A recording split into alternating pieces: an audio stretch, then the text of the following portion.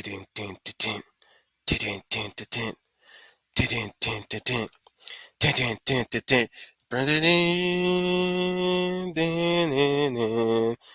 evening, UN Spacey Wolf Squadron. This is your Welcome at Wolf 10. Tonight we'll be talking about Black Magic M-66, one of the OVA classics of sci-fi. Uh, well, shit. I have my radio voice on, and I'm like fumbling on my words right now. I'm here with the Schooner Tuna.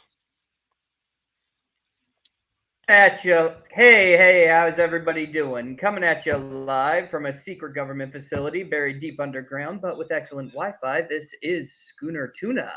And I just want to say Black Magic M-66 is a hidden gem of OVAs, and I enjoyed it very much. Next to me, the Bear of the North, Eloise Dawdle. Greetings, everyone. Today, I'm the test subject, should we say, that everyone's going to pitch to since I haven't watched the show. Underneath her is the Hound of the South, Dominic Powell. Good evening, everybody. Hope you all are having a very wonderful summer. Uh, Black Magic M-66, as Schooner mentioned, is indeed a hidden gem of sci-fi and nice classic cyberpunk. Now, even though it is like it is loose with source material, only as one chapter.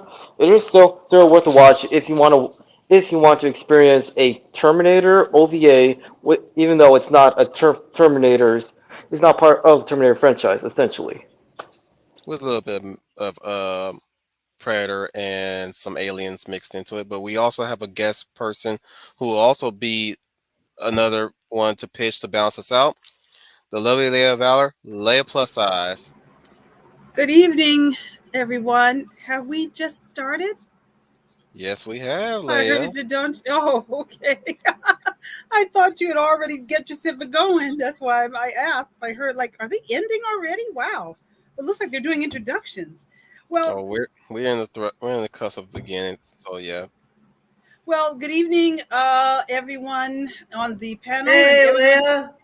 Hello, Scooney. Glad to get you made it back. Glad you're back with us. I hope you had a good time being an officer and a Scoonie. An officer in a scooty. I like that. For context, Schooner wasn't able to join us for the Gunsmith Cats OVA talk. Mhm. He had to attend to a friend's wedding, and he Yep. was the best man. I was the best fish. I was the And- best scoonie. You were And the he best wore- fisherman. And he wore a uniform. Did you wear Very a nice. uniform? Oh, Um, wow. Well, no, I wore a suit. The military men and women wore uniforms, but that sword arch was just beautiful. Oh, that's good to hear. And it was on a ship? Nope, not on a ship. It was in a Oh. church.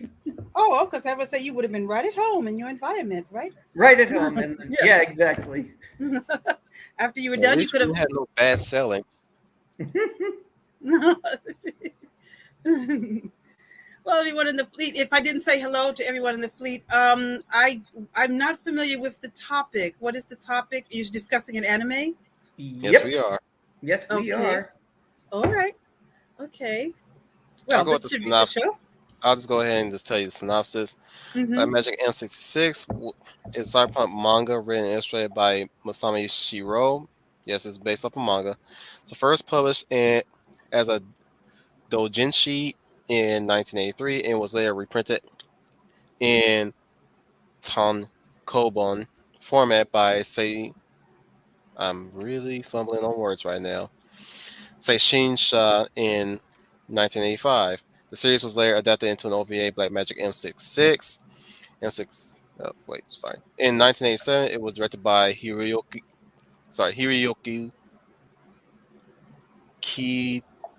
Kitakubo. Yep. AIC and Anime provided the animation production, while Bandai Visual was chosen as the distributor. The OVA was very loosely based on one of the chapters of the manga and centers around the efforts of a female journalist named Sybil trying to save a young girl from an out of control military android created by the girl's grandfather. Yep. Plot synopsis: military transport chopper is flying to an undisclosed location to a secret cargo to two fully equipped but unprogrammed M-66 battle androids. It becomes apparent that the chopper is suffering from a sort of attack as one of the turbines flares up before exploding. Both men evacuate the doomed craft and it crashes in a remote forest miles away from Center City, and both of the M-66 storage pods are thrown from the wreckage. The pods open as the M-66 automatically begin their mission. Sybil is a freelance journalist, receives an intercepted military broadband transmission and loads up her equipment to go see what type of footage she can get of the event to sell to the major networks. She is joined by Leaky, her cameraman. Rushing to the scene of the accident, the two of them abandon their truck and try to sneak closer to the crash site, which has already been sealed and cordoned off by the military's retrieval teams. The military's special ops forces are directed by a professional soldier who is identified only as the major. His status rank. Among the retrieval team is the assistant professor of the droid's main design program. The M-66 are active searching out their target as well. This becomes apparent when the lead designer, Professor Matthews, arrives at the site and talks to Professor Slade, his assistant. Seems that Slade loaded a dummy program into the M-66 before they were transported, which mimics an actual mission engagement. Professor Matthews tells the Major that the Spec Ops Force must find and rescue his granddaughter Ferris, as she is the target the M-66 have been tasked with killing. The Major decides that the best course of action is to confront the droids on their way into the city area, and he sets a trap for them for the cunning machines. And that's all I'm going to read. Wow, that's So basically, yeah. So basically, this is that's basically the premise. The OVA is a freelance reporter discovers a military plane crash and is thrilled by the prospect of getting her hands on the latest inside scoop. But the plane is carrying some top secret android prototypes on basically android assassins. Freak So, occurrence, basically. Yeah, a freak occurrence. And it's really cool. It's really so cool because the way they build up the tension. First, they start the anime off right off the bat. The military plane is in a rainstorm, and they're getting into they're experiencing all of this turbulence, and they're like saying, "Oh God, we got to get in trouble. We got to bail out." They bail out, and it's freaking awesome because when the plane crashes, the two capsules that the androids are in are perfectly intact, and then they open, and you're like, "Uh-oh." And then we do a hard cut to Sybil's house, and I love this. See, this is one of the things that I love about this anime is that it's already starting off right off the bat, okay? It's not giving you a whole lot of context. It's kind of just spoon-feeding you what's going to come your way, and I like that. This anime takes its time. It's not taking you by the hand, giving you a massive exposition drop. Wow. It's just saying, okay, so here's your characters, here's the situation, go.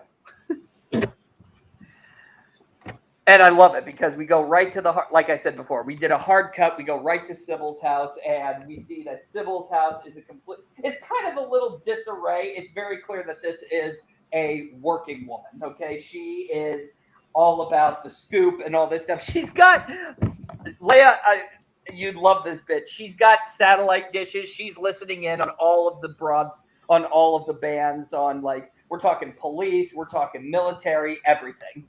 She's listening in, and then she gets a emergency government coded signal. She sees it, and she's like going, "All right, I'm gonna go and do this." So she grabs her camera and she makes a run for it. You'd love it. coming from you, Scooney. It sounds like it would be Even very better. No, yeah, Even it better. She is well designed. is. Mm-hmm. Oh yes, okay, yes. I have to address the elephant in the room, Leia. When we first meet Sybil, it's hilarious because when her message beeps saying that there's like activity going on, Sybil's in the shower. So of course she's jumping out of the shower and she's running to the computer, getting all of her information. And I love this because she's got a towel wrapped around her and she's like listening in, and it's really cool. This is one of those whole showing not telling moments. But when she's writing down the coordinates, you see that she doesn't have a ring on her finger. There was an indent of where a ring once was. So so it's already setting up this character. She's a little bit of a disorganized. She's a workaholic, and she was a married woman, but is no longer a married woman. So she's clearly something happened. The tensions. I think it was that they always hint. They never directly state it, but they always hint that it was because of her work. That she was a workaholic. She didn't spend enough time, and she and her husband drifted apart. But anyway, so and here's the hilarious part, Leia. When she finally translates the message, she says, "Okay, here I go." She grabs her camera, runs out the door, and she doesn't even get dressed. And then she comes walking right back into the house, and you're thinking, "Okay, now she's gonna get dressed." No, she just throws her clothes over her shoulder and she runs outside. Well, that has to be eye catching. The Desert Red Bull Redneck. Kind of just out of it, just laying back, enjoying the conversation when I know I can add something. He's the opposing argument today. But Not only just that, this scene emphasizes that the character of Sybil, she don't give a shit. She knows she's a woman, but she knows she's got the assets. She flaunts it, but she does not let that get in the way of her getting the scoop of the story. She's like protagonist through and through. Well, that's good to know that she's feminine and she's not the man hating. she has her moments. That we have. Well, she does have a man that she does hate. She does have a man that she does hate, and it's her partner, because her partner, and I love it because I'm totally on her side. Her partner's a sleazeball. Okay, I was about to ask: is it hate or hate want, or hate romance, or hate desire? Is it no. The guy has a wife, doesn't he? The guy's a wank. The guy's a wank. He's a complete and total careerist. Gotcha. He's a careerist pig, and he clearly is seeing Sybil not as a person, but as just a social. He's a social climber through and through. Interesting. Her name is Sybil, but you tell me she's sort of disorganized, and she has the name Sybil. Very interesting. No relation to a character that I've created. No, it's a V, Okay. not a B. Yeah, it's a V. Okay. So they call it Sybil. But Sybil. Okay, all right. No, I was look wondering at if Leia was on point about her being called it's Sybil. it's spelled Sybil in a way. Oh, it is? Sybil. Mhm. Sybil. Yeah, Okay. Sybel, but I spelled my character Sybil. Yeah, see, that's I thought Scooty was saying Sybil, and I was going to say interesting. Her name is. Like I Sybil, said, and I didn't she's- choose that name because of this movie. I chose that name because this is how I name my characters when I look at them as I create them. I say, you like this name. Well, even if you did, that's okay. Sybil is a common name, so That's wouldn't true. be- I've It- con- just Go ahead, saying, I just saying I've confessed to being a guy who's actually named his character simply by something either across from me or something I like. That's why I have a character named Hazel, because my favorite thing is hazelnut coffee. Most authors do that. Sometimes they name characters after themselves. I regret that I don't have a better naming scheme, because two characters of mine are named after coffee drinks, but then the other two are just picked out by friends. Everyone knows Luke Skywalker. It was named George Lucas named it after himself. Luke. So it happens like that. I can even name one of his characters Bubblegum. Let's continue. Yeah. So what I love about this is that we don't get a whole lot of backstory from this character. In fact, what I love about this OVA in general is that it takes place in a span of one day, and I think that's very rare for not just this for the OVAs that we've covered. It's hardly. I don't know if it's very underappreciated, but I kind of like this span of time. So it's almost like we start at the stroke of midnight, and we go to nighttime on it begins and ends in a span of one day, and I thought that was pretty cool. Does anybody else want to weigh in? Yeah. So yeah, Dom, you want to weigh in actually? Well, no. Well, with Scooter mentioning how the entirety of what we witness like happens in the span of a day, you rarely see that in either light novels, manga, or anime. Anyway, because usually the events is stretched out well reasonably either by a week or by a span of a month. But in the case of Black Magic M66, everything's happened within a single day, and that like that in my honest opinion is a good use of making things like succinct and also a graceful use of brevity.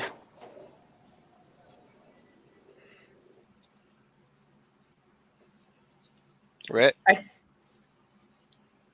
What? you want to contribute? But which part are we talking about right now? The fact that it took. Well, just give your own personal thoughts. Since you're the opposing opinion. Kidding. You like I'm this not so movie. much opposing. I'm just saying I just said this earlier because it often becomes the curse of OVAs that you only have such a small window to have so much information that sometimes sometimes just the littlest information has to be thrown out because of how little it is, like how it's not important. I just made a point that I've always enjoyed the beginning part where you see this character who lives in a disorganized mess, who's always again peeking in, just ready to just grab that news story the moment that something happens. She's running out the door naked, but then she tries to relieve the audience by coming back in, realizes she forgot her clothes, only to then just totally slap the audience in the face that she's just running out with her clothes thrown over her shoulder. She Mm-hmm. just has that fun, just this part that she's very dedicated to her being a journalist. It's just as Mm-hmm. soon as the threat starts to arise, it always perturbs me. Is the word perturbed? Just the character herself just suddenly starts to become the commando, as it's often as you guys were mentioned, it's a homage to all those '80s action movies and stars. But I'm kind of Mm-hmm. I'm kind of unsatisfied with the lack of the motivation and transition to that character. Yeah, even Ripley had a transition like that. Mm-hmm. And And it's that's funny what that I I. bring her up. Ripley is being attacked in her home and to the people she works with. The people she Right, works with were right. What I'm saying is, it's funny that I bring her up because she does have almost a strike resemblance to Ripley, but with uh, a Vasquez tie around her head. Uh, Mm-hmm. it's like this. That's what I was getting too, just based on her character and personality alone. my brain assumed they're going in the different direction with that reference. I also believe that because here I agree she dresses up like a soldier, but I think it's kind of cool. It's showing that she fights on a different battlefield. Journalism, especially competing journalism, is a battlefield in its Or own right. maybe she's a war journalist. You know what? That could And Or, that's why you that's or see her No, that recording a horse race at the end during the credits. I mean that's I mean from the beginning, and well in the beginning portion of Magic itself, that was the impression I was getting from Sybil. Like she is a war journalist and not your average everyday journalist. Because hmm war journalists like don't dress up all clean cut and in a suit. They dress some they dress similar to soldiers. I was gonna say that while having this debate with myself, I was thinking about the thesis. Two prominent characters who are known to be actively journalists, but are ultimately, working for or as superheroes. Case in point, Clark Kent and April O'Neil. hmm And this is another really tie into the '80s and that whole back to when the press was supposed to be this paragon of virtue, where they are supposed to report the truth of the matter, no matter how damaging or dangerous the truth may be. They had, you know what I mean? Kind of like what Retneck was saying. They were supposed to be the champions of journalistic truth. integrity. And yeah, and the champions of truth, and that is what Sybil's character is. And while Redneck, I don't necessarily agree that she became an action star at the end.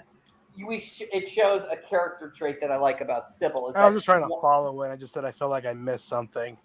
Which is when you mentioned that's based off a manga, and I was wondering if that's missing information. It could be, but the manga only ran for a span of one volume. It was The just a information one. states that it is basically a an novel. OVA of the first chapter of the manga. Yeah. So if nothing else, it could have been an anthology series, or I would have to read the manga just to see where this would have went had it became its own series. I was kind of It imagining does that kind of feel like it does kind of feel like a short story anthology series episode too.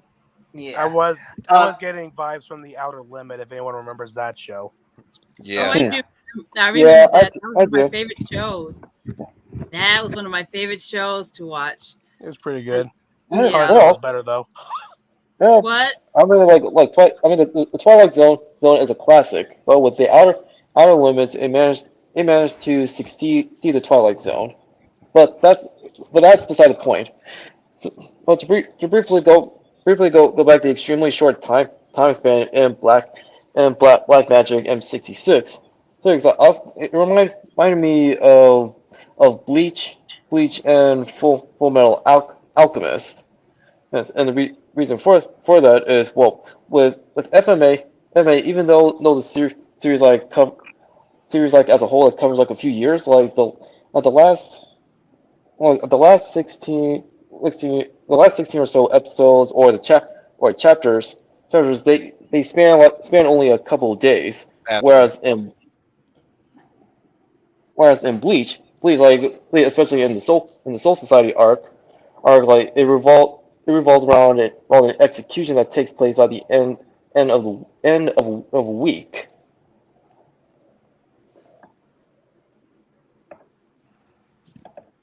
Okay. Yeah. I have a question about the android. You said there were some android assassins. Is that what she's trying to figure out? What those machines are that you all mentioned at the beginning when you started talking about this? That's actually Initially, perfect. yes.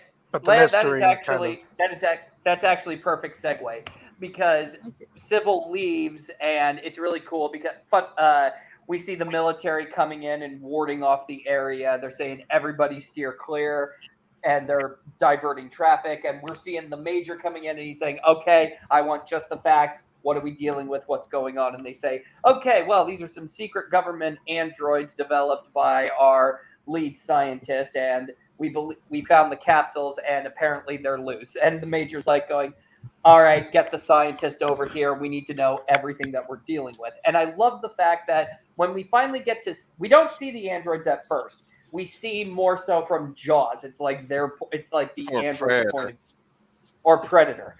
More Predator than anything. Yeah. We see these two hikers walking in the forest, and they come upon a bear, only for the bear to fall over to see that it has been horribly mangled and just destroyed. Oh, and it's yeah. In the most brutal way possible.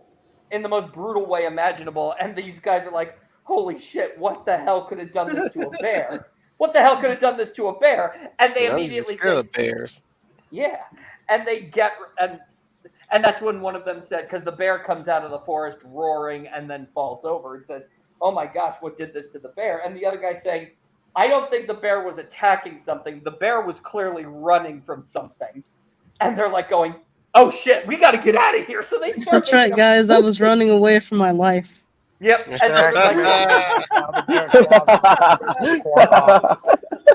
and the two guys are like, "We got to get out of here." And they go running, making a run for it. And of course, you see something coming right up on top of them, like super fast. And oh, I love it. They do a quick cutaway when the hikers scream. And I thought that was pretty cool. So they don't reveal. Yeah. The perfect setting. I love it. Two hikers innocently walking in the woods. La la la la la. Everything's all good. La la la. And then they see the bear and they want to run, but then the bear is running from something. And then they see the evil machine. And then they realize they're in trouble. So they take too late to run, and they run. And then they cut away, and you know that the hikers have been destroyed. Hey, that is a... In other words, all three. More powerful as the intro, no? Go ahead. In other words, all three. Go ahead, Leia. I cut in. I'm sorry. What'd you say? I was just going to say, and then you guys can finish. I just said when you described that scene to me, that is such a classic. You always get those kinds of scenes. You know how you talk about cliches? You see, that is such a classic one. Or it used to be in the old Alien pictures when the couple would be up at Makeout Lane, or they're somewhere and they see something glowing and they're like, we should go check it out. No, we won't. Yes, we should. Oh, and then that's a bad decision. It's basically As it is. it's the sacrificial lamb scene, pretty much. It shows just how evil and heartless the being or the antagonist is that it's just willing to kill just on a whim. Mm-hmm. What were you going to say, Dominic? Well, I was going to bring up. In summary, all three like had the worst day imaginable. Like they were victims of circumstance. Yes, that's the worst one. I'm not gonna go this scene by scene. We'll jump around. I have Just a letting you guys question. know. Okay. Well, I'm still saying on a point that I was. Go ahead, Redneck. You can go before I ask the question. It's just when I was criticizing some of the transition, I did not accuse the characters becoming the action hero at the end of the story. My criticism was the fact that there was no initiative for her doing it, much as we spent our time. How do I explain this better? I'm still sitting on that criticism where I do feel like we are missing the detail where this character decides to drop the camera and become the hero trying to save a significant character in the story versus her. I think what will probably would have worked best is if the dad got hurt or the grandfather, and he told like she was there at the scene, and right now he's like in pain right now, and he's not really trusting the major to get the job done, so he looks to Sybil, the only person that's like close to him right now, and tells them, gives her the address to find his granddaughter, and says go help my granddaughter, get her out of there. You're not carrying any equipment, not that I know of. You can get there fast. Do you have a car? Yes, I do. Get to her and go. All right, sir. I'll get your daughter out of there. And there you go. That works. Well, I think what would have helped. Yeah, I think so too. It would serve as a good transition point for like from the woods to her to Sybil, like going to the demolished house where Ferris was.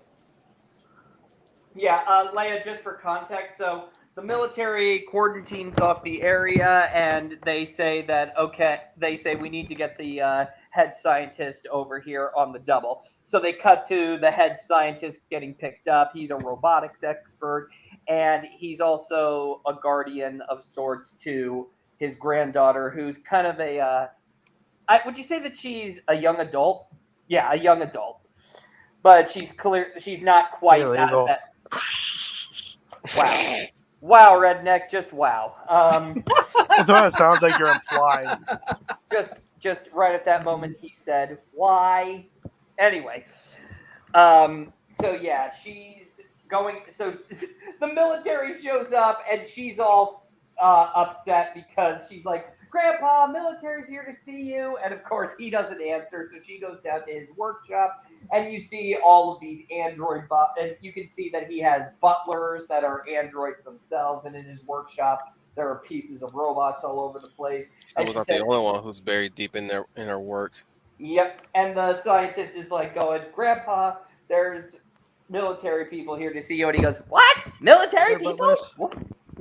Military people? What?" And he goes over, and they say, "There's a situation. Your M-66s have gotten loose. We need you to come over, and we need you to come and help us." And he's like going, "All right, fine, honey." And he's like going, "Sweetheart, I'm leaving. Bye." And she's like, "Okay, Grandpa, but don't forget, I'm going out with some friends tonight." Yes, sure, whatever. And he gets on the military plane, and they're flying off. And as they're going to try to locate these things, he is outright chastising the military.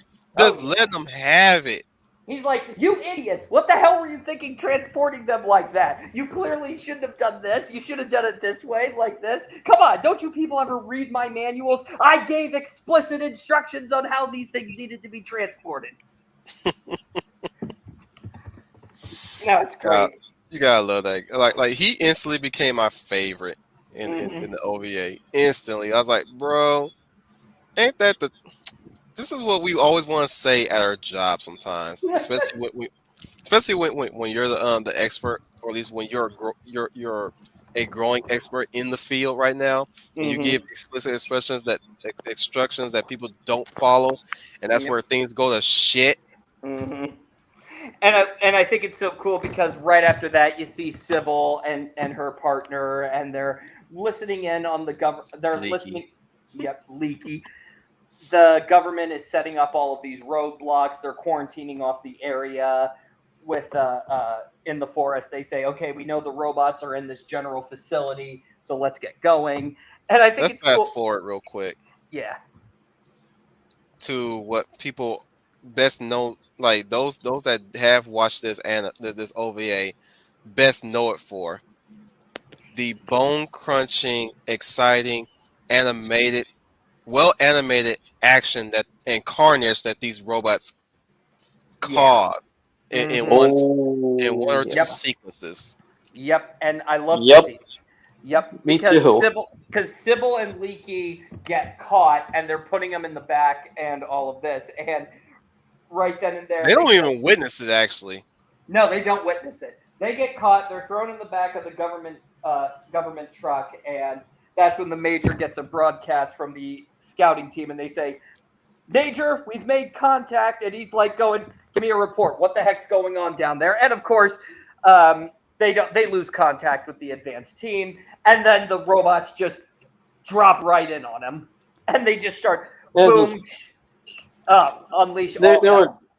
They just yeah, the unleash M-66 hell, were just annihilating everybody. Yep. employing all crazy martial arts too. They're freaking. They got rotisserie limbs to the point where they're freaking doing wicked yoga on these motherfuckers. Mm-hmm. Like you got a back kick from a back arch kick. They're crawling around and shit, Oh yeah. rotating their heads, trying to scan the terrain, shooting Mm-hmm. lasers out of their eyes. Got Yep. freaking wire finger things, Mm-hmm. run But I'm around also, but I'm run also around on gonna. fours. The They Spider they they they Man shoulder action. check you on all fours like a fucking animal, kick Mm-hmm. you, punch you, break your neck, stick their arm through. Man, they do almost every freaking thing except shoot you with a gun. Mm-hmm. And I It think is what's Bit of visual insane. storytelling there. oh yeah, it's freaking. But here's the thing.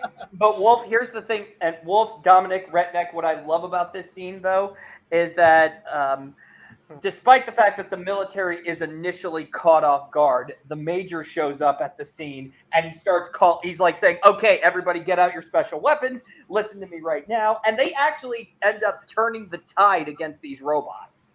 Mm-hmm. The only I thing thought, they haven't Now done yet that's is one of my bite favorite them. moments in the OVA too.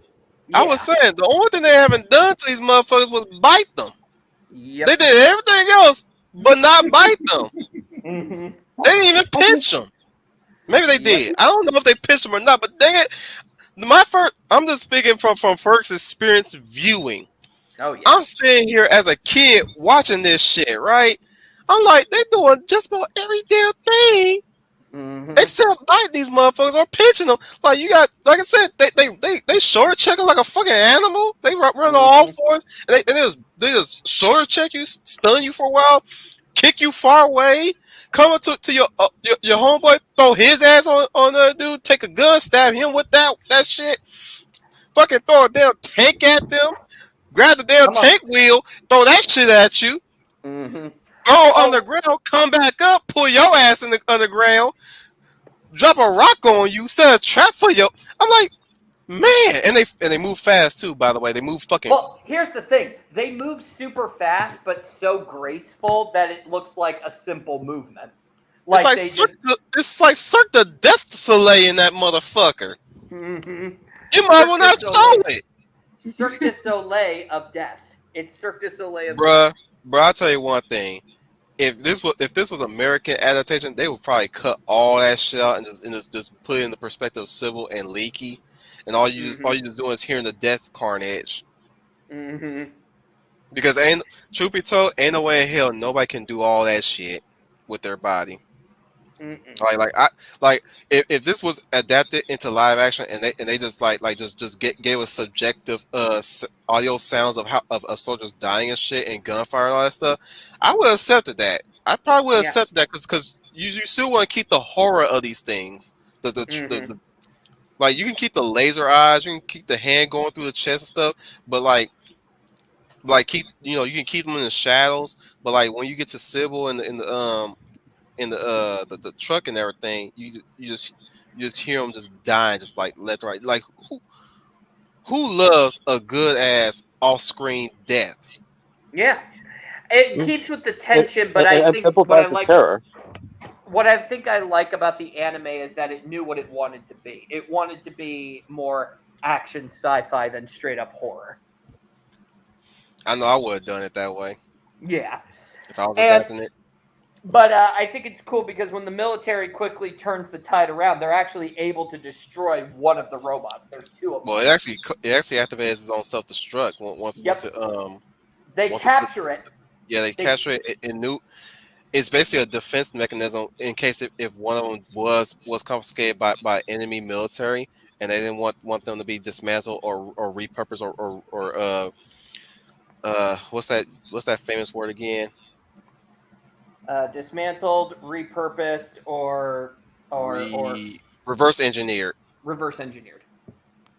Yeah.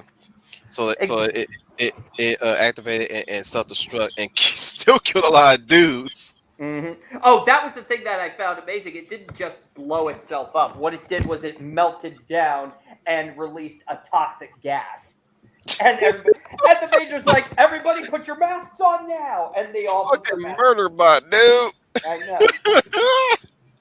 And I love the fact that they're fighting. So I know why okay, so I know what the M stands for now. hmm Murder Sue. oh yeah. Man, they do every damn thing murder wise.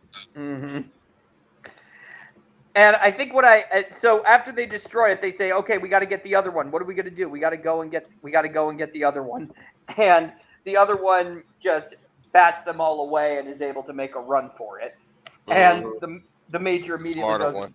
yeah, the smarter one. So the major just goes, "All right, everybody, we need to regroup and we need to figure out where it's going." And that's when the scientist comes running to the major and he goes, "Major, you have to stop this thing immediately!"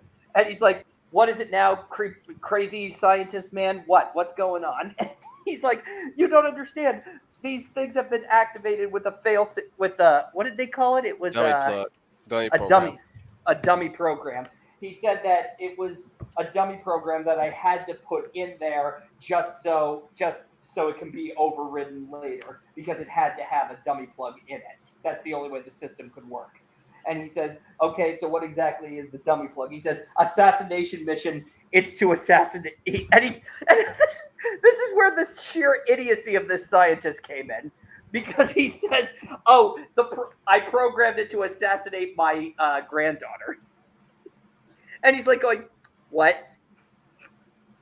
You programmed the machine?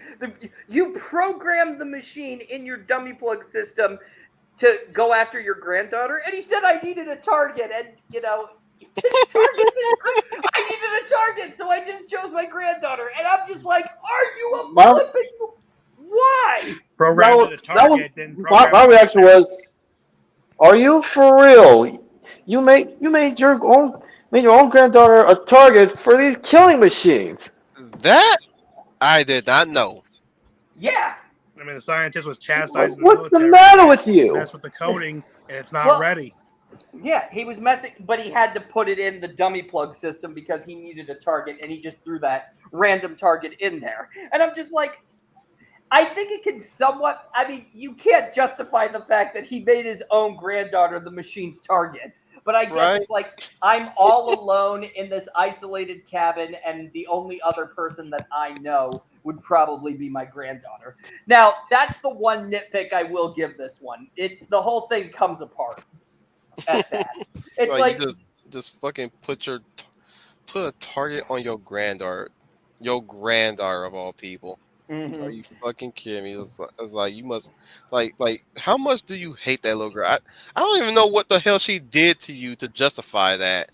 I know. As a viewer, I've had my own So the theories.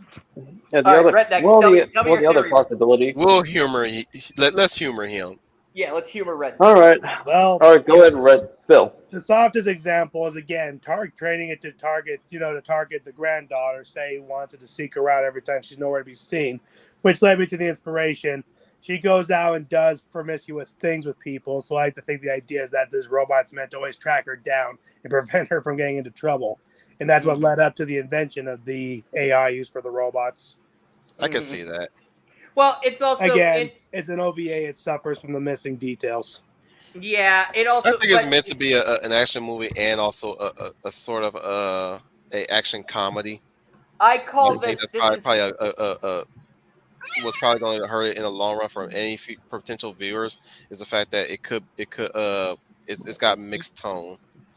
well, I also put that in. This is where it really becomes just to move the plot forward. It's a plot convenience in a very bad. It's a terrible way they did it. I mean, you can somewhat justify it because they go to the granddaughter when she's out partying with her friends, and they say to her, "Hey, isn't this your grandfather in on the news?" And she goes, "Yeah, but he does work for the military, but he's really greedy because they paid him a whole lot of money."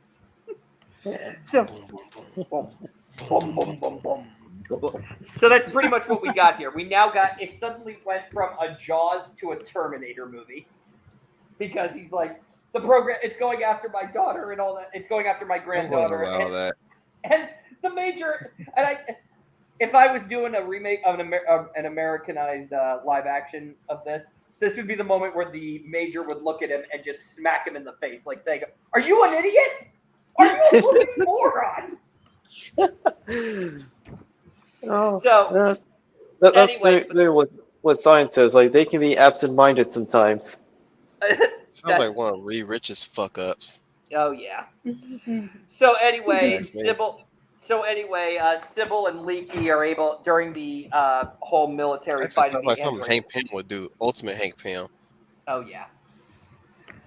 This is the part where Sybil and Leaky during the whole androids fighting the military use the opportunity to escape. Sybil happens to take video of the aftermath of the entire fight, but she also notices the scientist and she says, "Oh my gosh, I know this guy." So they go. So as they're making their escape, Leaky's like going, "Wait, how do you know this guy?" And he says, I saw him in an article at one point. Apparently, he was doing something for the military, and now so she's like saying, and so Leaky's like saying, so what do you think? Is it a military missile or something?" And Sybil's like, "No, a missile did not do this. Something else happened. We got to go to his house. I'm going to go to his house and find out anything I can know about this guy. You are going to take all this information to the news network." And she just tells him, "Get out of here." So Leaky makes a break for it. He's going to the network, and Sybil goes on foot through the forest to the scientist's house. And she goes to the scientist's house, and she discovers that it's completely been like torn and wrecked up. The android has been there, and she didn't she hear the message of the granddaughter on loop saying, hey grandpa, I'm going to be over here with some friends in the city." Right? Is that what happened? I'm sorry. Repeat that. The granddaughter, Sybil goes to the scientist's house and sees that it's a complete wreck because the android's been there, but on a loop, the answering machine is playing back the granddaughter's message saying, "Hey, granddad, I'm out over with friends. I'm going to be over here. I'm going to be over at this place in the city." You got me burning. You got me burning. You got me burning. Sorry, I can't stop with the Terminator references. Well, yeah, and so Sybil is like going, "Wow, holy crap," And then that's when that's when the phone goes off, and the phone is the grandfather, and he's like saying, "Sweetheart, listen to me right now. The M-66 is on the loose, and it's coming after you. You have to get out of there right. You have to answer the phone. I need to know where you are, please. If you're there, answer." And I love the fact that the scientist is having he was totally in control of the situation, but when he finds out his granddaughter's the target, he's losing his shit. He's like the scientist is losing his shit. At least he look. Despite the fuck up, at least he still has a heart. Mm-hmm. So we can get mad at him, all day under the sun, but at the same time, we can still acknowledge that he acknowledges that he fucked up. Yeah. Not only that, but he loves his granddaughter very much. Oh yeah. And so he says, please, answer and all that stuff. And Sybil decides right then and there, you know what? All right, I'm going to go and I'm going to actually try to see if I can help this girl. Fuck the Because story, save the girl. fuck the story, save the girl, because this is clearly something very bad. And I love Sybil. So I love Sybil because she runs outside and she says, okay, I just gave Leaky my only transportation, so how do I get to the city fast? She sees a motorcycle, and instead of the whole badass, she activates the motorcycle and drives away, popping a wheelie, being all cool. No, she gets on the motorcycle and it blazes forward and she nearly falls off. She's like, okay, we're driving the motorcycle.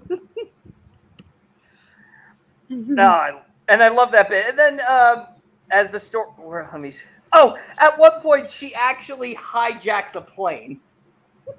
Do you guys remember that when Sybil actually hijacks a plane? Yep, I remember.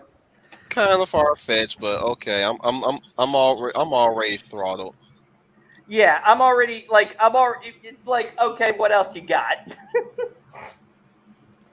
So Did that tickle your suspicion of disbelief? it Red? did. Yeah. Go ahead, Redneck. Is he still with us? Have we lost Redneck? Oh, No, he's still with us. Redneck. Because I'm new and busy with other stuff. No, okay. What am I supposed to say? No, I was asking, like, her stealing a flying machine. Did that also tickle your suspension of disbelief?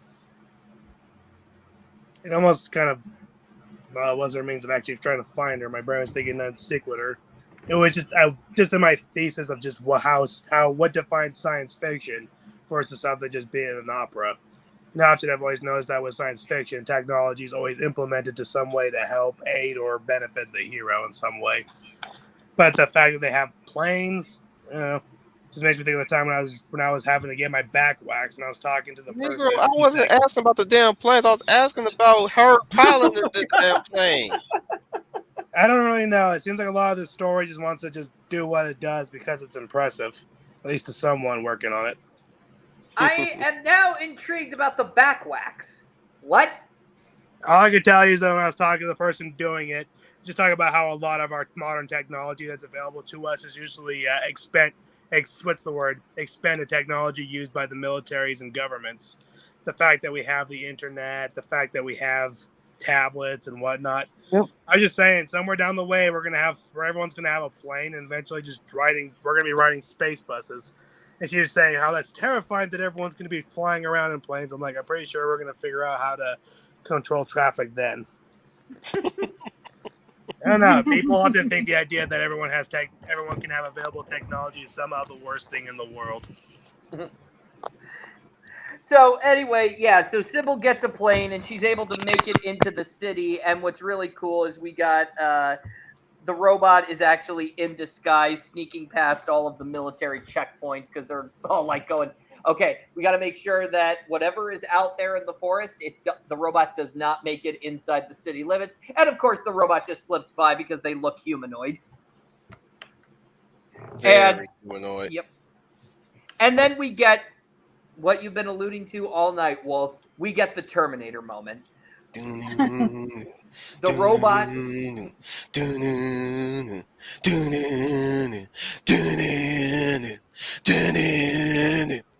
Come on, you gotta play a T1000 thing.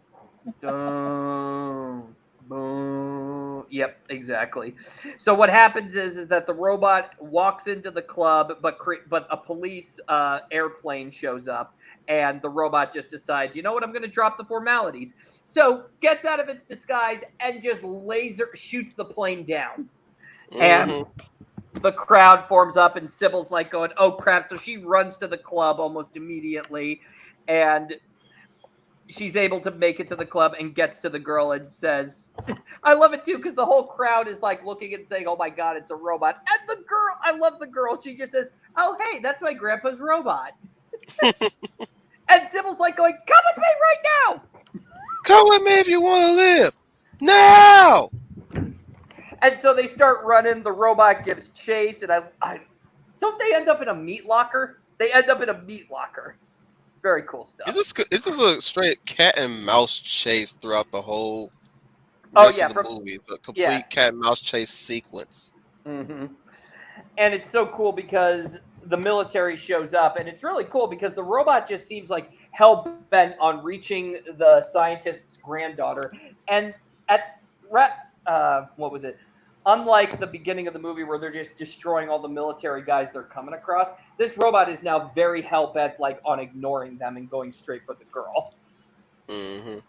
At this point, there's nothing they can do to her. Uh-huh. I mean, they could try. Like she does get like over time, she does get damaged. That's another thing that I thought was cool about this. They keep shooting the bullets at the robot, and the bullets seem ineffective. But as time progresses, the bullets actually do start causing damage.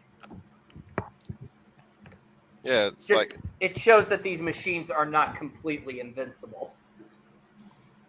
this is why I keep always rolling my eyes when people keep complaining about characters shooting at things. Mm-hmm. It's to like have you guys forget that it's to slow them down. Like even if it's not to slow them down anyways, it's like are you just going to just turn tail and run and not fire back? Like Exactly. you got the gun in your hand anyways, you might as well use it before you die. Mm-hmm. I'm like, heck yeah! I'm like I really hate when yes. it really irks me when I read YouTube comments about shit like that. I'm like, bruh, what you gonna do? You gonna die running, or you gonna die shooting? Because you ain't gonna run that fast. Mm-hmm. I can already tell. I can already tell the person behind that fucking keyboard. Oh yeah. Because I'm just saying, it's always it's a formula. It's a formula that they always do. You got the grunts that are shooting at the thing that's either indestructible or just require a lot of bullets to take down. Mm-hmm. It's just that you know it takes some time to take it down. Oh yeah. But you gotta do what you gotta do to make a stand to stop it at least, or find a way to stop it at the cost of your life, or at the it's just life, like it's just action movies like that. That's how it is. Mm-hmm. It's like exactly. or rather, like what would you say if they just hightail and run anyways, knowing that don't work? Are you gonna praise them for? Are you gonna praise them for actually being for what you think what you would consider smart and turtle and run, or are you gonna complain at the fact that they ran? Exactly. That's all I would say. Like when I hear complaints like that, I'm like I'm pretty sure if they actually did what you told them to do, you still gonna bitch. You're gonna find a way to bitch about them too.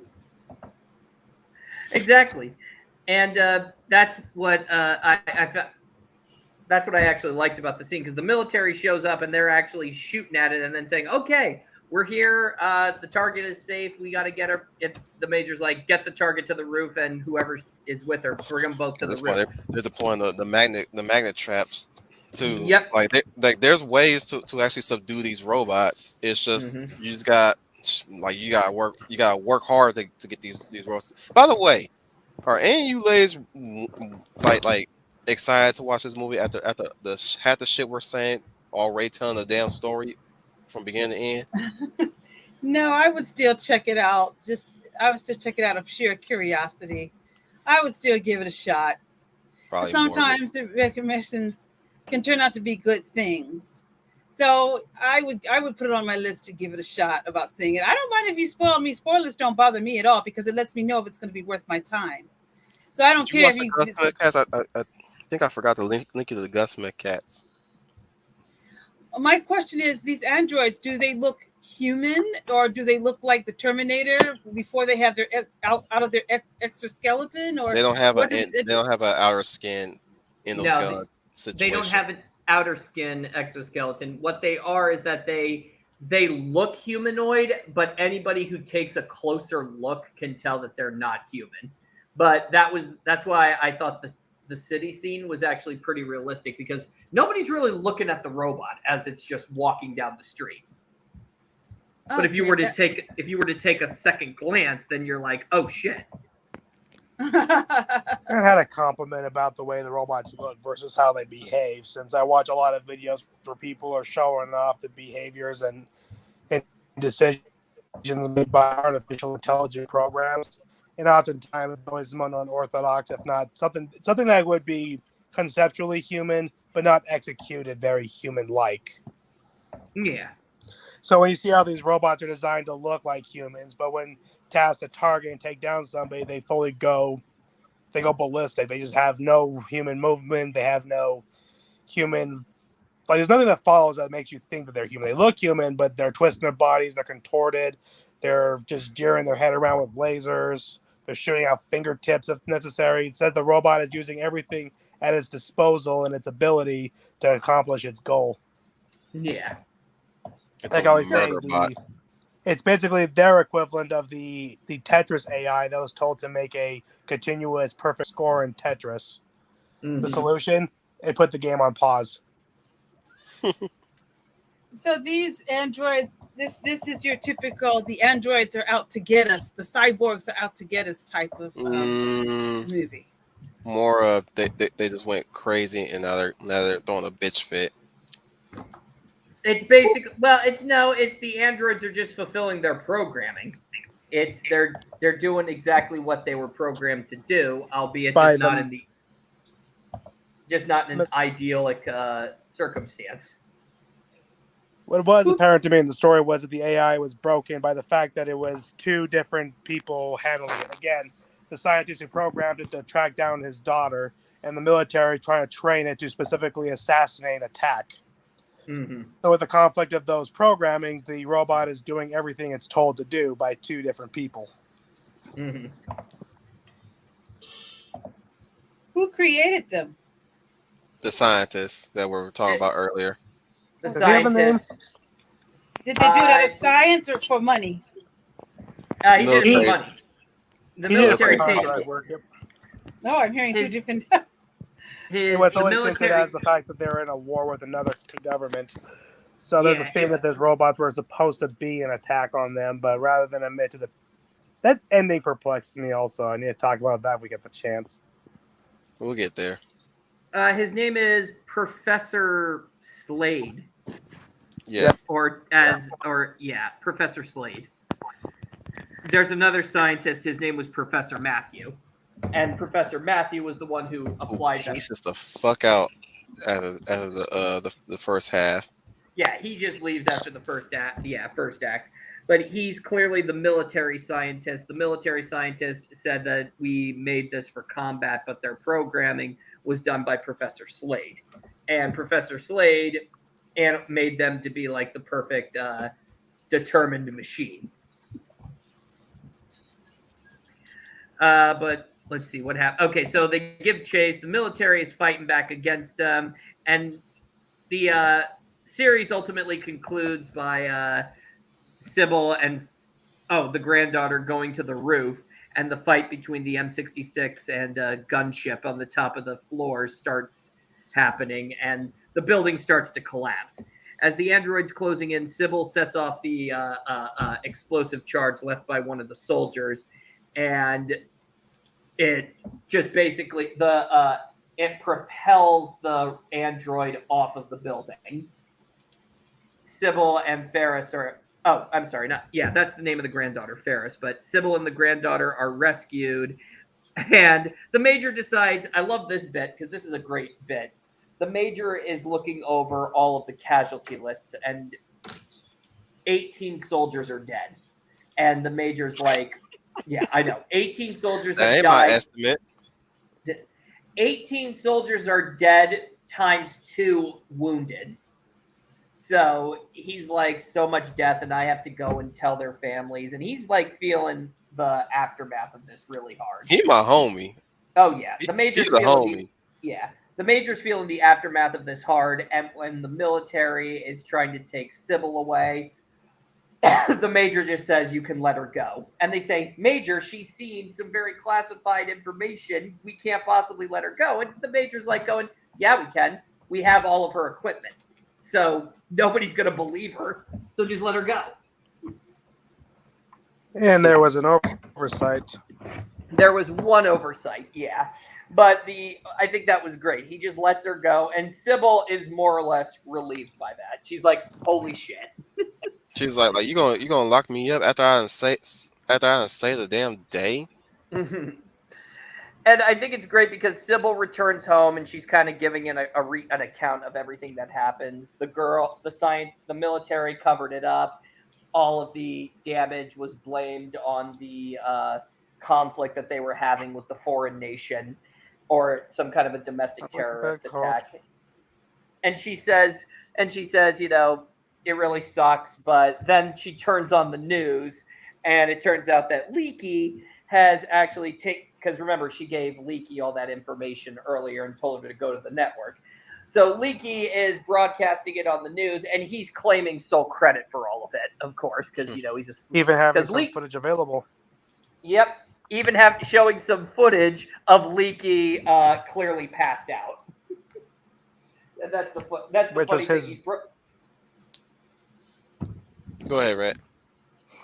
Just saying, the oversight was Leaky, as I was mentioning earlier. Funny how he's showing what footage he was able to run off with and just claiming all the credit. Only for the fact that at the end of it, you see him just pathetically passed out and faded. And that demands that they cut it from there. Yep, Leaky just demands that they cut it from there. And then we get the end credits, and it's really cool because during the end credits, we see Sybil filming various stories, and after the credits, it shows the M-66 android that was recovered from the falling building being put into storage and locked away, very Raiders of the Lost Ark style. Yep.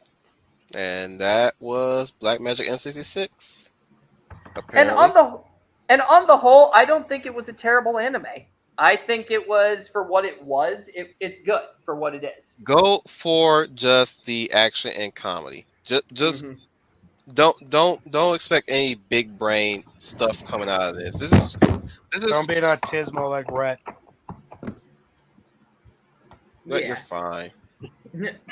I think what I like about it is that the anime knew what it wanted to be.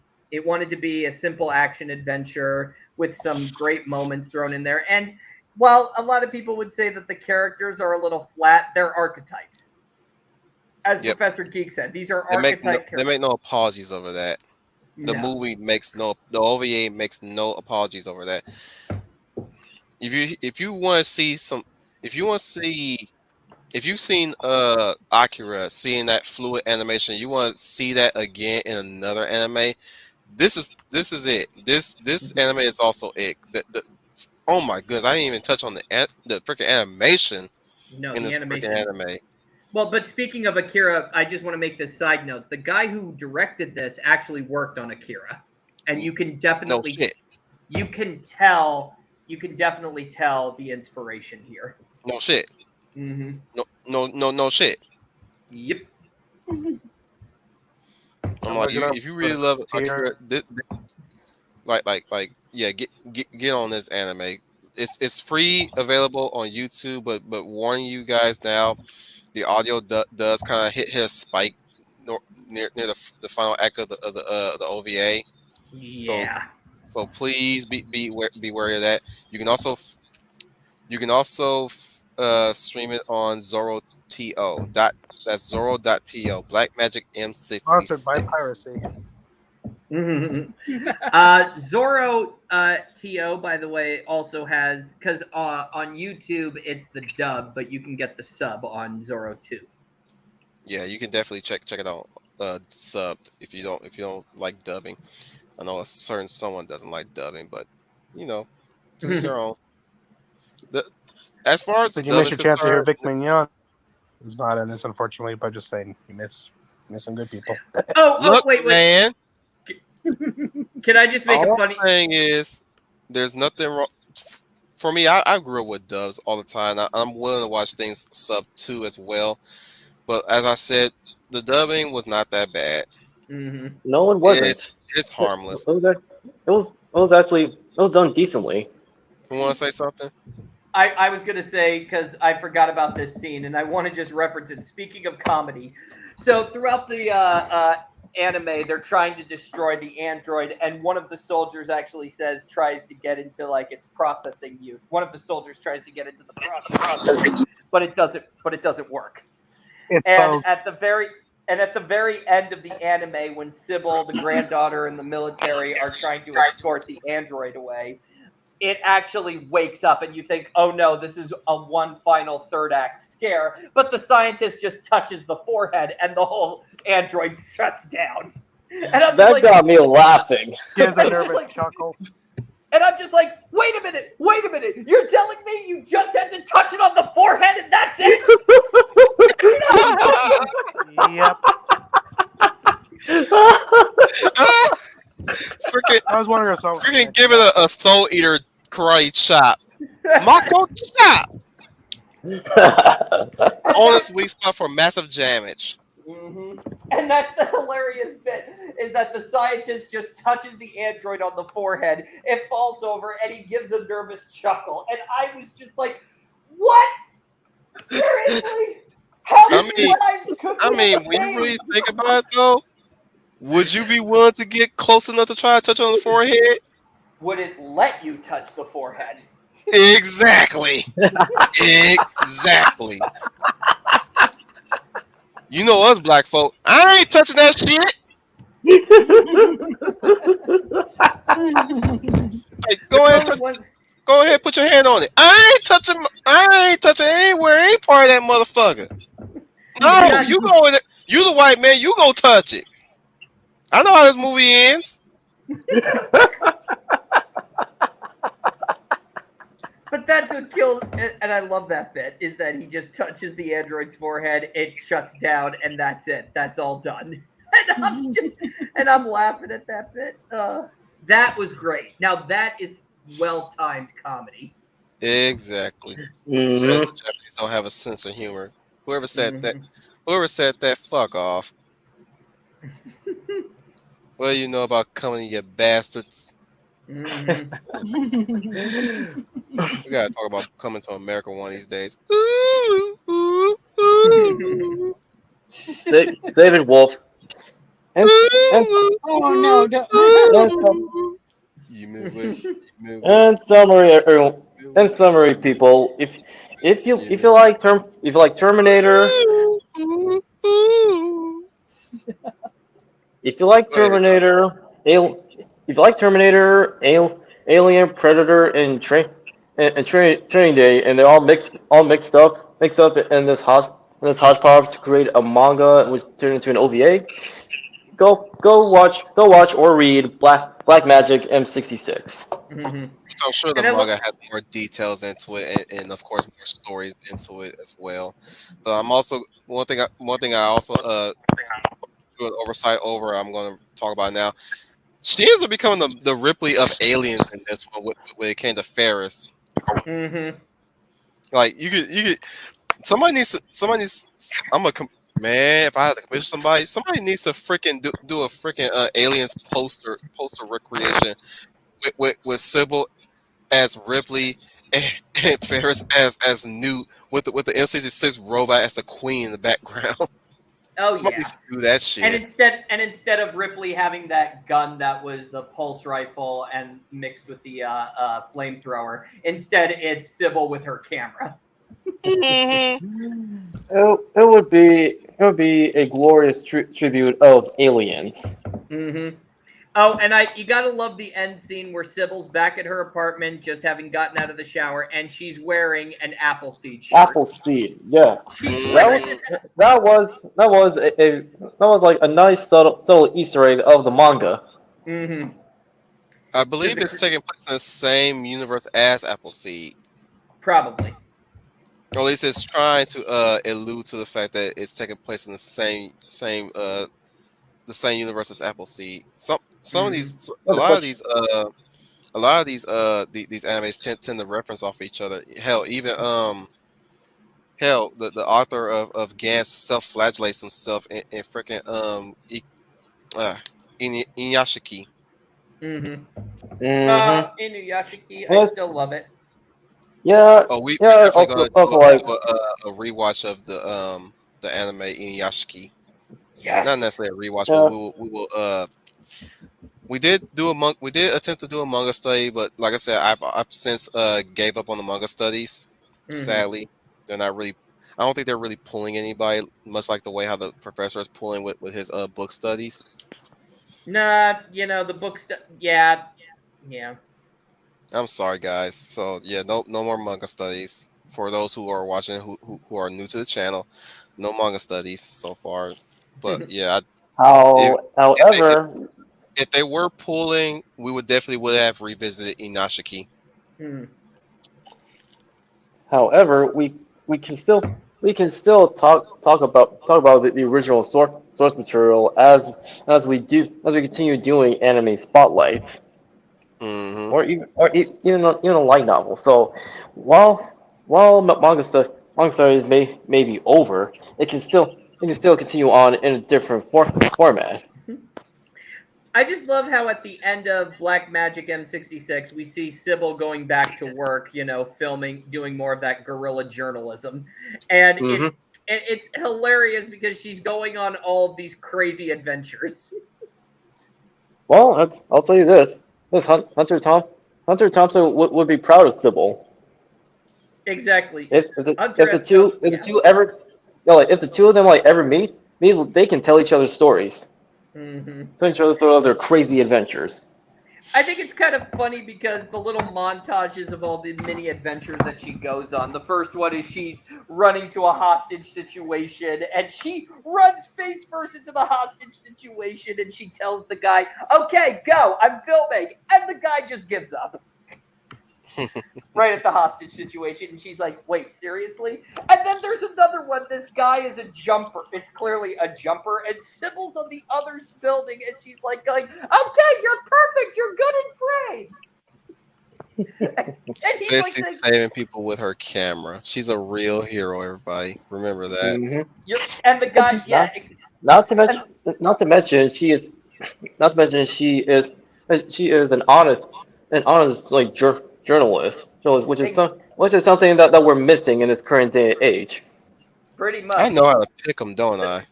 Oh yeah, you do. Yep. The I next, just finished watching it. but the next scene, You're welcome. The next scene kills me is that she's in a flood and she's pointing to the rescuers, like saying, "Hey, there's somebody over here who needs your help. I'm just gonna film this. I'm just gonna film your rescue." She's leaving it to the experts, Mm-hmm. and there's nothing wrong with that. It's Mhm. great. And then there's a fire, and she's breathing in the fumes, and she throws up, and of course gets knocked over by rescue workers. Wait, so there's more scenes after the ending credits? Yeah, It's during to the showcase. credits. Yeah, It's just to just- showcase like Sybil's adventures prior to the events of the OVA. It's either prior or after. Basically, Well, this OVA, or at least if it was a series, it could have been a whole different story. It could have been just her just doing her own adventures. How would you call it? Her own Journalism. scandal. Yeah, her own version of journalism, and she's freelance, so of course she's And we would have been all for that too. I would have been fine with a OVA series, maybe a few episodes, or heck, even a TV show of just Sybil, freelance journalist. I was gonna Mm-hmm. say Mad And Max you can catalyst storytelling. also see her. Would you You can say? also see her like interact with the characters from Appleseed. Oh yeah. Doing it in Briario's, Hmm. which will definitely will be covering Appleseed. What are you gonna say, Redneck? What I was saying is that what just contribute to the idea of this being the ongoing series of Civil, just experiencing the world. We learn the world building through the stories. Just the idea that Civil will be like. I always like to use the. I always like to compare to Mad Max, where he's not really the protagonist of each of his movies, but rather he is the catalyst to where the stories carry over to his next adventure with the new characters who become the star cast. I don't understand why people. I don't understand why people were pissy about Fury Road when all of his movies after the first movie was him being a Because they're secondary character. posers. Of course they are. Exactly. Anybody. I mean, here's the real fact. It's like it's called. Most of the criticism came from the new fans. Any of the old fans would know this is a traditional Mad Max story. Mm-hmm. Hell, I'm an old fan. I knew that shit long Yeah. time ago. Conan the Barbarian's kind I of the think same it's way. because of the symbolism. I think people are just. I think Maybe first off, I think maybe it was us being so naive to the culture that we're in right now. It's or because that like they I've just seen got. breakdowns of like Furiosa where they explain the symbolism, and yeah, it's kind of Well, disturbing. no, I think George Miller knew what he was doing. Okay, That eye to the end. yeah, and the eye to the end, and That's I what Eloise was saying. Are we talking Yeah. about are we talking about that particular group who gets insecure about the fact that a female gets a role, in the starring role of a story? Oh, you mean the man haters? I'm sorry, the women haters, the I'm real implying incels. yeah, the real No, no, no. incels. The It's real people who study like occultism, like they broke down the symbolism behind it, like some Oh, of the okay. shots and stuff, so it was disturbing. Were But they? at the same time, you could also make the argument that Furiosa kind of points out, like the film itself kind of points out how they're gonna fall apart because it's all women. So like, I mean, you could also argue Okay.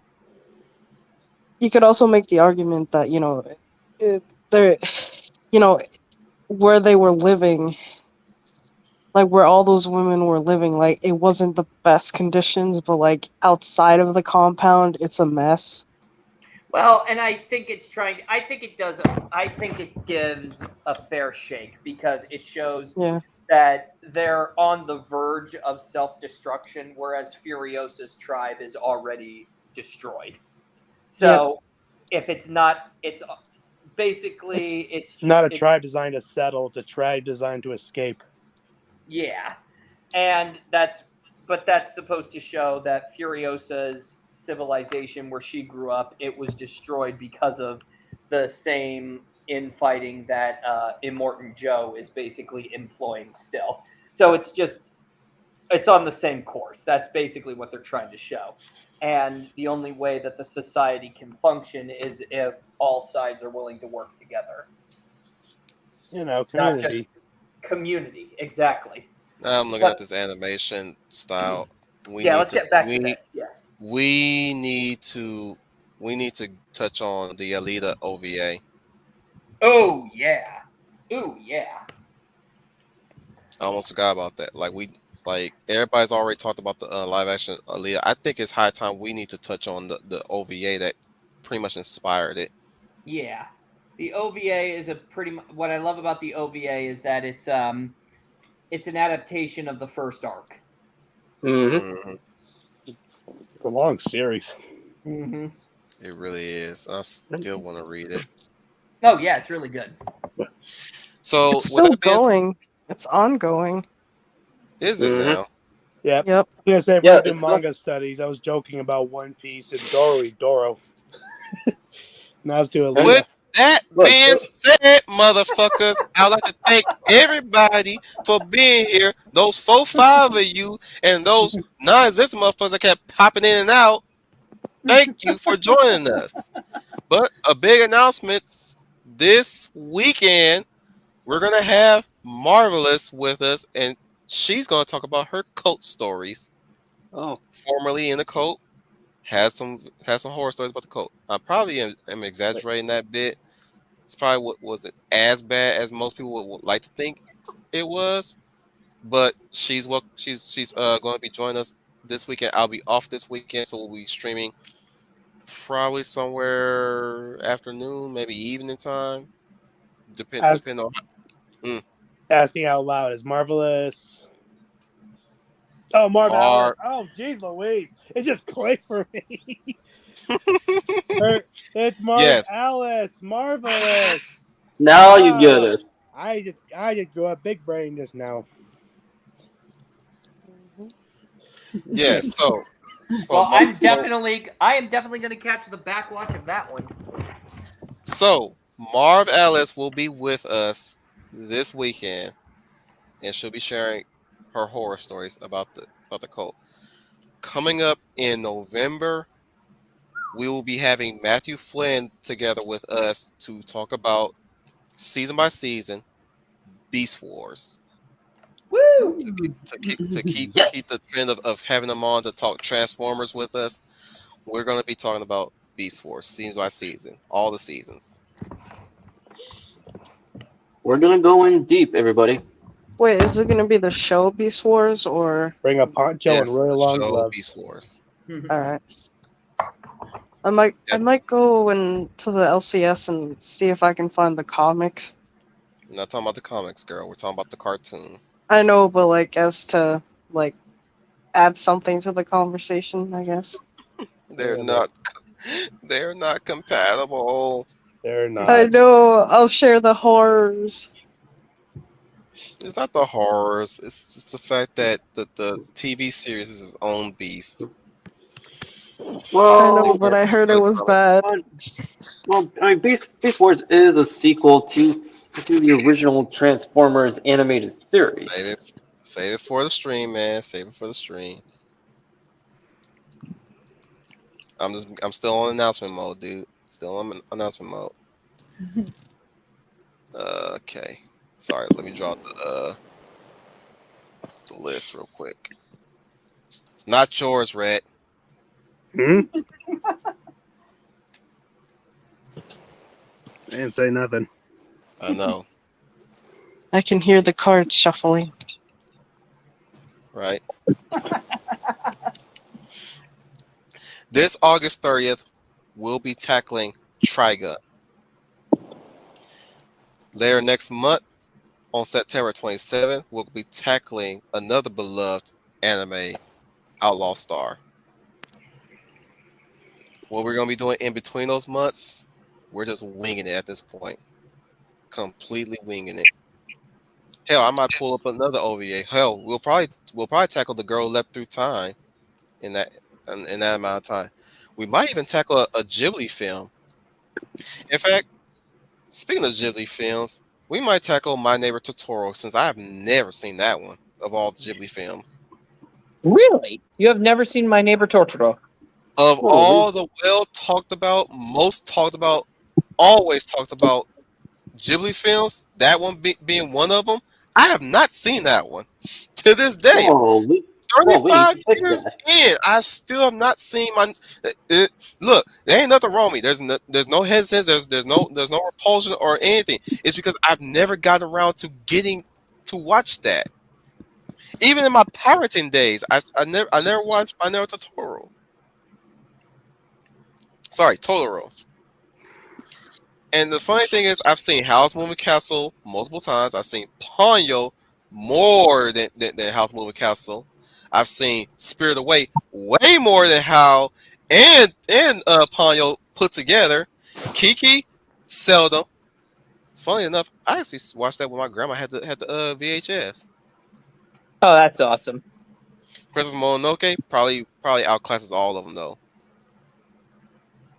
because it was always on network cable, and every time Yeah, Princess Mononoke was that was a unique departure for Hayao Miyazaki. Based yeah. off a book. Yeah. and the only reason why I was able to catch that because every time it popped up on cable, I always watched it. No matter what spot we're on, I watch it. Mm-hmm. Period. Another studio yeah, just. but Totoro's not the only one that I still haven't seen. I still haven't seen the testicle raccoons. I did see the Lupin movie with Castle of Cagliostro. along with Mr. Masha. He actually got me to watch a Lupin movie twice. Well, two movies actually. Have you seen Grave of the Fireflies? Wait, three. I saw 3 Lupin movies with Matchstick.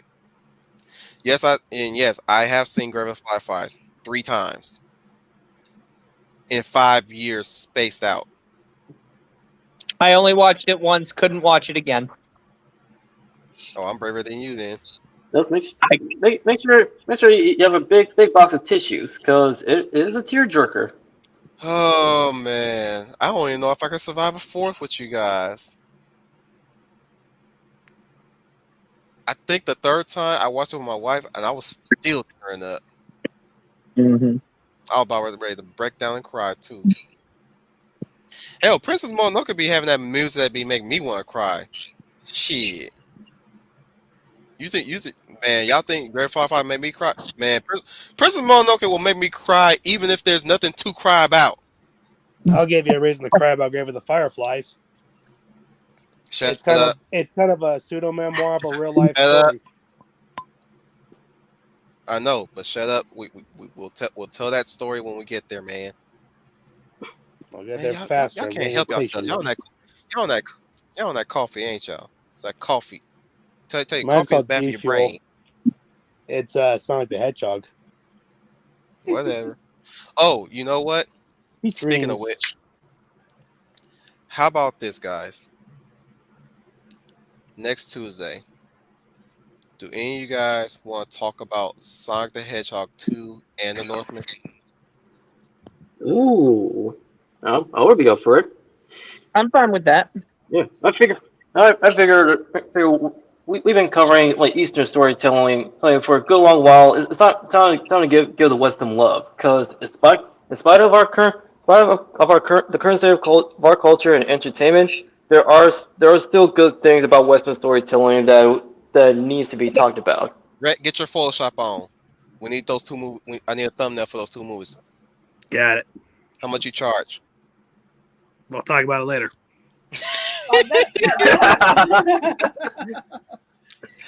My man, my Negro. So yeah, next Tuesday. Yeah, you know what? Like I said, we at the end. Now we're kind of nearing the end of the year. Like pretty much the annals of the year right now. I think it's time we should start winging this shit. Cause man, I know Red has organized a proposed planner for me to schedule all this stuff. It's gonna get scheduled, but it's like it's at this point whatever comes to mind for you guys and whatever you guys approach me with. And if not, then I'll have to just I you know me. I just wing it. It's like Yeah.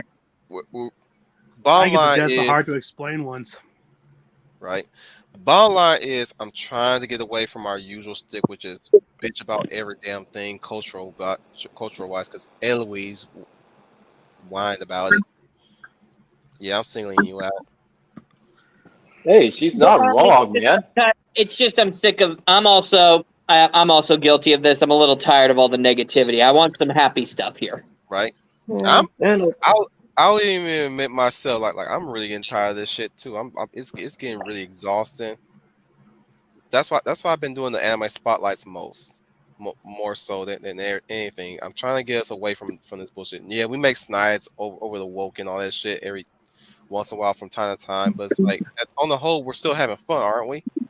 Oh yes, for I sure. would also stress yeah, if we're not still are. creating something, then Just a caveat is we need to talk more. We need to talk more about the positives, because I mean, at least is not the only one who was tired of it. What you gonna say, Rat? I'm trying to remember. I had like multiple thoughts in mind. I had jokes about if weird counts as happy. I'm gonna say, did I already propose one of my suggestions that we talk about a very leggy dragon? We'll get there, Rhett. We'll probably get there next year. That's too long. Be You patient, can dude. be patient. Well, I know I've been the main culprit of the whining and the complaining and the venting of my pure anger and frustration. So You forgive get me. it past. I was going to say I'm more than willing to talk about the good things or good films and projects and everything. I'm very, very open to it.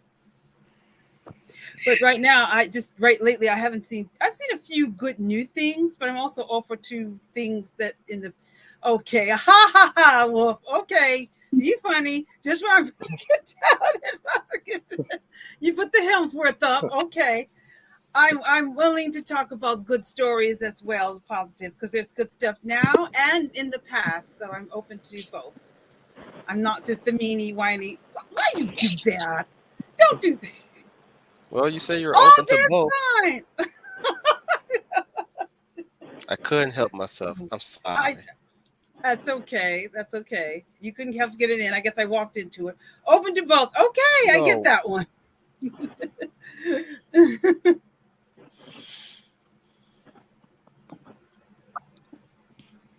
But I'm open to fresh stories and films and movies as well. So I'm not just the one to whine and complain. I'm also. So if you guys are not, sorry, Leia, if you're not guys are not open to these both options, if you guys would like to tip me any way possible, I can offer my PayPal. In fact, I'll probably put that as a poll next time. Probably this Thursday actually. You know what? Who's all up for another chill stream this Thursday? Oh, sure. Those are fun. I won't put a weird title again this time. Because last chill stream it seems people didn't know what the fuck it was, so it got the lowest views. That was weird.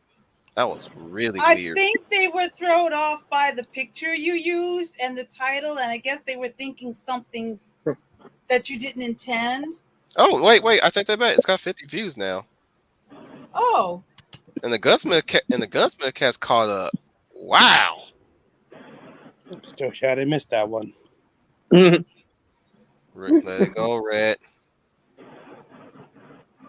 Anyways, they saw Darna and they thought we were talking about Darna. Wow.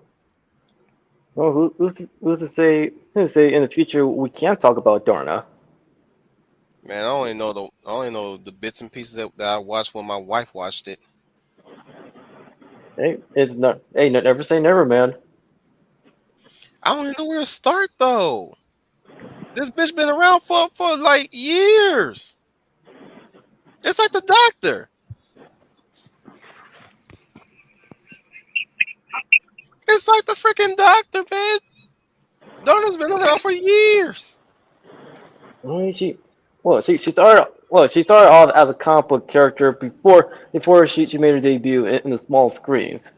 But yes, she has been around for a long while and is like one of the most like prominent superheroes from the Philippines who has international appeal outside of her home country. I wonder if Saudi lets. I have a suggestion if you guys like. Would you like to have a discussion about science fiction? And what I mean science fiction in film and television, you don't have to stay stuck on Star Wars.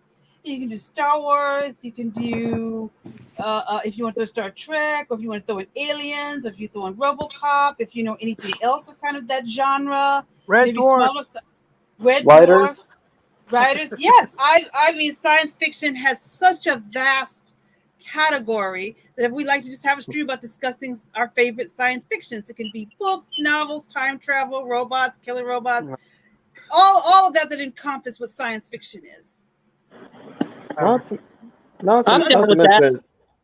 mention speculative fiction like is like the bridge between science fiction and fantasy. That too. It's a genre that doesn't get discussed too much. It's also another genre that I love very much and that I enjoy. When I was young, I read a ton of sci-fi books, Isaac Asimov and all that kind of stuff, and of course, sci-fi movies and television. So if we just want to have a sci-fi stream, it could be maybe a sci-fi movie or show. We brought up The Outer Limits. If it's something that we've missed or a sci-fi movie that is overlooked, I know a lot of sci-fi movies. I know a lot of sci-fi movies from the 80s that I think are underrated. So you could discuss those. Well, I'm if we're going to do a stream on science fiction, it makes sense do a future live stream on its opposite, fantasy, and its subgenres. That too, I'm open to that too as well. I could talk about that for a good 2 hours. I'm up for that too, Dominic. That's a good idea. I'll be there. I like it. Mm-hmm. Final would love it because he seems to be very knowledgeable of fantasy. So he would love that. That's okay, Redneck. Then that'll be a good time to bring it up and discuss it. Well, you've got Tron, you've got Tron Legacy, you've got the Black Hole. Babylon 5. Babylon 5, yes. A lot of them. Even the original and reimagined Battlestar Galactica. Yes. Mm-hmm. Yes, that's what There's I meant. There's also Stargate and Quantum Leap. Oh yes. Yes. Oh yes. Definitely Quantum Leap. Oh yeah. I could really get into about that one. That's all in that genre. Yes. Am I allowed to give context to what I said to you in the chat here? I just said I joked about Red Dwarf because most people who are science fictional fans tell me they absolutely hate Red Dwarf because it spends its time making fun of the things they love. It's kind of a hallmark, I want to call it. Homage. It mocks. I call it a hallmark. It's a spoof science fictional to the point that it's a love letter, but it's also not afraid to poke fun at itself. Yep, it doesn't do all that. Too, but I gotta say, all-time favorite science. Hang on. We can do all that. I just don't know when we're gonna do that. Probably in the. Is that gonna be a year 2? Shut up. Well, Wolf, is to throw it out there for you to put on the list, and you can schedule it whenever you're ready. But I'm just next Tuesday we'll talk about the Northman Sonic 2. We could probably do that on August 9th. Talk about sci-fi on August 9th. All right. Yes, I'll be ready. Remind me, because I'll probably forget. We'll remind you. Mm-hmm. Number 2, the second, we'll do oh,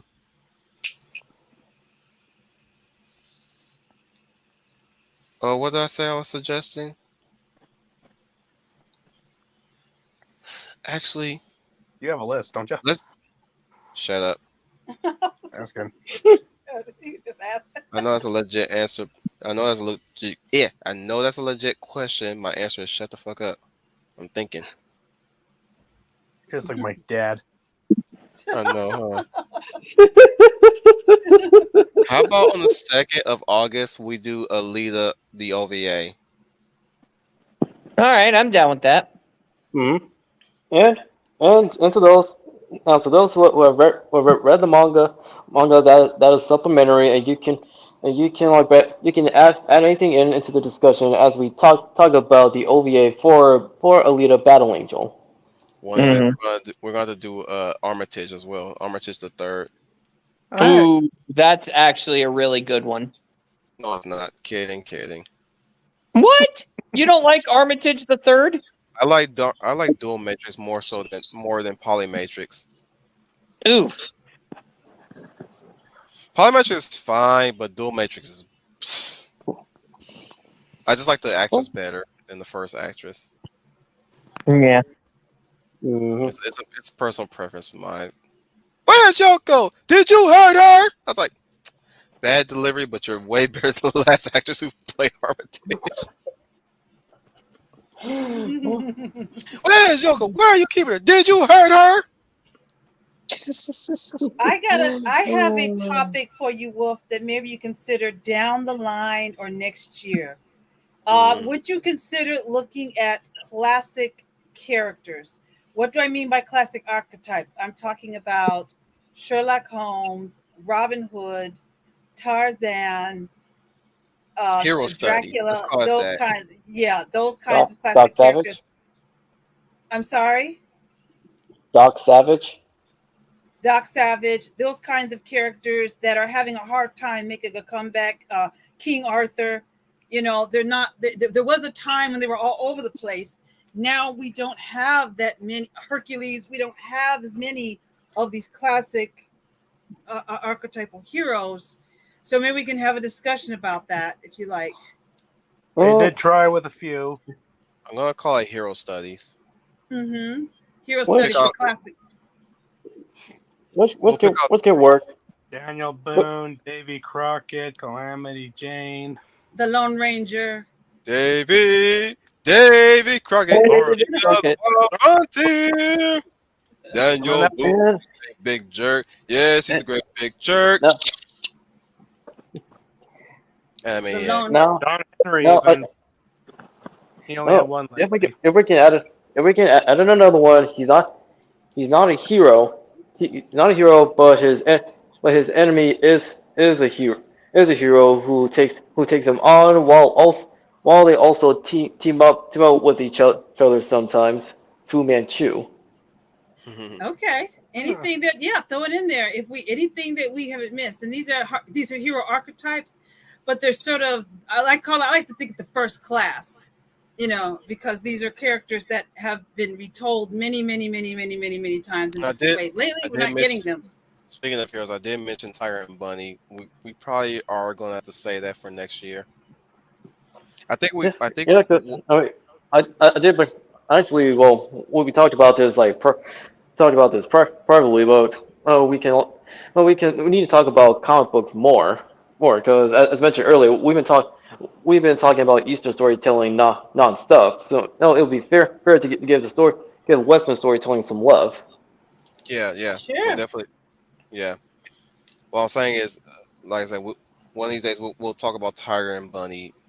Not one of these days. I'll probably say that for next year, because I really want to give you guys room to try to watch some of these shows, but at the same time, I kind of feel like I'm actually stressing the limited window for you guys. Mhm. I know you guys have a lot of things to do outside of all this stuff. Like you guys come first, as I always say, right? Yeah, Mm-hmm. yeah. Mm-hmm. That's why I'm Like, that's why I'm actually shifting more towards say the anime movies more and OVAs, but always have time to give you guys room enough to go for a prominent TV series that we watched. hmm Maybe one of these days we'll probably talk about Hercules: The Legendary Journeys too. Oh Well, yes. it's been Sorbo. mm-hmm. Mm. And also its spin-off Xena, the Warrior Princess. Yes, I would love to. Yes. And if I may, Sorry, go ahead, Leia. if I may add that about Hercules, when we have that Hercules discussion, I'm going to throw in Disney's adaptation of that because no, it wasn't exactly good, but it's a good thing to compare to the Listen Journeys because There's a lot it to has love. been the Disney take on it. And hate. The Disney take is very Yes. fun. It's just its Well, conflicts are very front and center. Well, I felt that it failed because it was Disney taking on Greek mythology and not a fairy tale. And I think they tried to give him the Disneyfy him. And I think Hercules can't be Disneyfied. Whereas Hercules, the Literary Journeys, did a great interpretation of him. But I bring it up because it's announced that the Russo brothers are going to do a live action version of that Disney film. But they said that they're not going to follow that film book for book. They want to mix it in with what the Legendary Journeys TV show did. So it's not going to be exactly what people think. That don't even sound I think attractive. I think the Russo brothers can pull it off. They're definitely going to do Greek archetypes far better than what Zack Snyder tried to do with Superman. Yeah, Neil, yeah, you late. yeah. It's I going to ain't reading be. your I ain't reading your thing right now. You late. Look, in spite of this, Still love you in though. spite of Disney taking in spite of Disney taking creative liberties with Greek mythology, it's still I think people still remember it and enjoy it for what it is. Not to plus like James Woods killed it as Hades, even though in the movie he's not accurate to who Hades really is in Greek mythology. Yeah, see I that's wanted to where mention that. We can discuss this that. another time. Let's start Okay, wrapping up. sure. Alrighty. Okay. Come on, guys. You know. We Of can always say course, this we'll another say. time. Yeah, we'll say that when we get into the Hercules discussion. Yeah. I'd like to thank the lady about Leia Plus Size. Mhm. Good evening, everyone. This is Leah Plus Size, your lovely lady of valor, and I want to thank everyone for joining us for this anime discussion. I hope you've learned as much about this anime as I've been learning. If you have any topics or categories you want us to discuss, we threw out some, but if there's some you'd like to see us rat about, you know how crazy we can get, please leave it in the comments below. I'm very sure Wolf would appreciate it. And you all have a very good evening. Hope you look out your window to see the super moon tonight, and see you next time. Neat. The Hound of the South, Donnie Powell. Thank you everybody for joining us in tonight's discussion on Black Magic M66. As Leah mentioned earlier, if you got any topics or material that you'd like us to discuss in the future, like next year or otherwise, feel free to put them down in the comment section down below at your time and pleasure. This is the Hound of the South, Donnie Powell. Hope you all have a good night, and remember to never give up on hope, and to always remember to look into the future. Oh no. Boom, Dominic. Boom. Very good. I'd like to thank the Bear of the North for joining us and watching the movie while we were reviewing this. Eloise Dotto. See ya, everyone. I hope you have a good night and stay hopeful. Negro, give your final thoughts about the movie. Well, I enjoyed it a lot, and I was surprised that there were a few moments where like it really jump scared me. Oh. That's how was- engrossed I was. Like the part where Sybil gets to the crazy professor's house or Mm-hmm. doctor, I don't know, the mad scientist's house. Like she just goes in there and then you suddenly see that robot under the couch and she lifts the couch and that just made me like I dropped my phone. Cause like that's how engrossed I was and that's how into the film I was. Like I can pick them. I can pick them. I can pick them. Stick with me, guys. I'm showing y'all some old school shit. Fuck that new school shit. Kicking it old school. Y'all stick with me with these anime spotlights. We ain't doing that bullshit. Stick with me. We gonna go from 2000s to the yeah, 80s the to the elevator scene 90s. the elevator scene was That's my favorite terrifying scene. too. That was my Like that was, oh my god, like the man. I tell you, tension. edge on your seat, huh? Yeah, the You thought tension. someone's gonna And die. when the robot was like reaching to grab her neck, like near the end. Yep. Mm-hmm. Bruh, when I say y'all have not seen anime at its prime, y'all have not seen anime in its prime. Trust me.